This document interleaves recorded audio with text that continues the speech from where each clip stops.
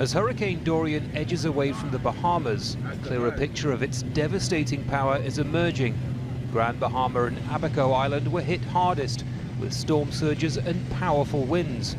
This is now a humanitarian crisis, hampered by the storm's slow path through the region. Continued heavy rains and high winds mean the true extent of the damage may not be known for days, but early reports suggest the rescue and recovery operation will be huge.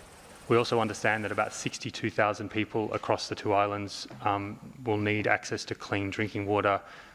It's not an unfamiliar thing to say in a disaster, but when there's no water after a disaster, that can have serious secondary impacts. So that will be a priority not just for the Red Cross, but for the government and for the UN system. The Red Cross says at least 13,000 homes have either been severely damaged or destroyed.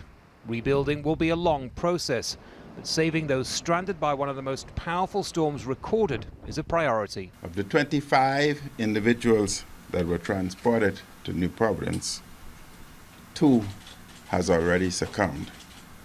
That would take the number of deaths to 7. And again, I want to assure and inform the Bahamian population that we can expect more deaths to be recorded. Dorian now threatens the US East Coast, where preparations, evacuation orders and warnings have been in place for days. The storm's predicted path shows no landfall in Florida, but at Cape Canaveral, NASA has moved sensitive equipment as the storm edges closer. Georgia and the Carolinas remain on high alert, and many residents have heeded warnings to prepare for the worst. I'm hoping that by being so early with our preparations, they will all be in vain and we will not have needed to do it. Much of Florida's east coast remains under hurricane watch, and there is still a danger of high gusts of wind and storm swells coming in from the Atlantic Ocean. But if the track stays as it is predicted, the storm should be about 170 kilometers off the east coast, even as it makes its way up to Georgia and the Carolinas. That is potentially good news for millions of people, but everyone is being warned not to get complacent. In the next few hours and days, much needed resources will pour into the Bahamas. Even for a nation used to dealing with powerful hurricanes, this is an unprecedented situation. And Andy sent us this update a short time ago from Titusville in Florida.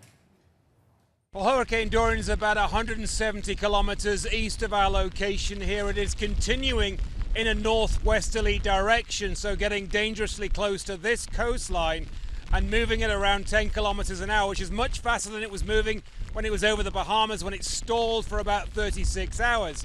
Forecasters say that eventually the storm will take a sharp turn north, taking it even further away from the coast, but officials in not just this state but also Georgia and the Carolinas are telling people do not get complacent at this point, because you can see the conditions right now and this is getting stronger all the time. So most people have heeded the warnings, they have made the preparations, they cannot yet breathe a sigh of relief until this days-long event is over. And with the storm moving so slowly, it will take some time, and in fact it's now actually larger than it was before.